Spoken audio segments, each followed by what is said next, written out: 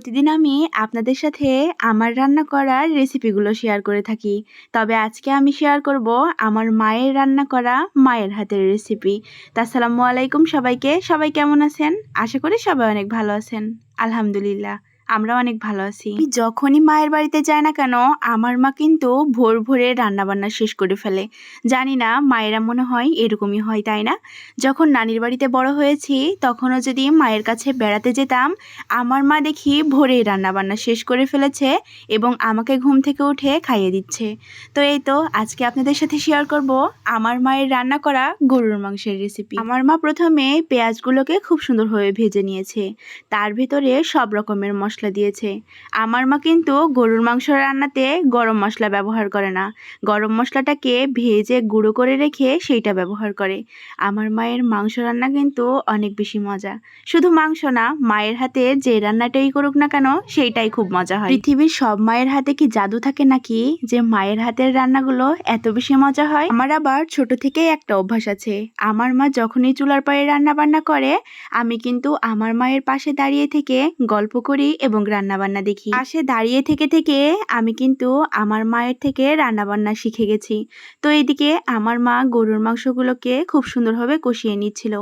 আমার মা কিন্তু এখানে কোনো পানি ব্যবহার করেনি। মাংসটা থেকে যে পানি বের হয়েছে সেই পানি থেকেই কিন্তু আমার মা এখন মাংসটাকে কষিয়ে নেবে। তারপরে পরবর্তীতেই তো আবার কষানোর জন্য ঝোল দিয়ে দিল। আমি যেহেতু শ্বশুর বাড়িতে অনেক বেশি কাজ করি, তাই জন্য আমার মায়ের বাড়িতে গেলে আমার মা কিন্তু কোনো কাজই করতে দেয় না। দেখেন একা একা রান্না বান্নাও করছে, আবার থালি বাসনগুলোও মেজে নিচ্ছে। আমি কিন্তু ছোটবেলা থেকে কোনো কাজ করিনি বাড়িতে।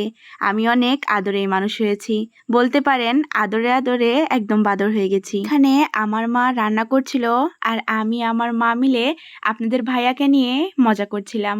আমার মায়ের এই সুন্দর একটা হাসি দেখলে কিন্তু প্রাণটা ভরে যায়, তাই না? আমার মায়ের হাঁড়ি পাতিলগুলো কিন্তু খুব ছোট ছোট এবং কিউট কিউট, কারণ আমার মা, আমার বাবা আর আমার ভাই ছাড়া আমাদের পরিবারে আর কেউ নেই। আমার মায়ের মাংসটাকে আবারও কষানো শেষ। দেখেন কি কালার এসেছে মাংসের, মাশাআল্লাহ।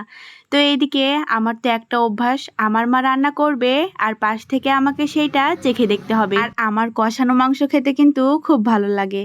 এইদিকে আমার মা আমাকে বাটিতে করে তুলে দিচ্ছিল আর পাশে থেকে আমি মাংসটাকে টেস্ট করে আমার মাকে বলছিলাম। মাংসটা কিন্তু অনেক গরম ছিল আর খেতেও কিন্তু খুব মজা হয়েছিল। এবার আমার মা মাংসটাতে আরো একটু ঝোল দিয়ে দিবে যেন মাংসটা আরো সুন্দর হয়ে সেদ্ধ হয়। তো গরমের ভেতরেও আমার মা দেখেন রান্না বান্না করে যাচ্ছে। আসলে মায়েরা গরম কষ্ট কিছুই মানে না, তাই না? সব সময় শুধু কাজ করতেই থাকে। তারপরেও দেখবেন মায়েদের কিন্তু সংসারে একটু মূল্য থাকে না।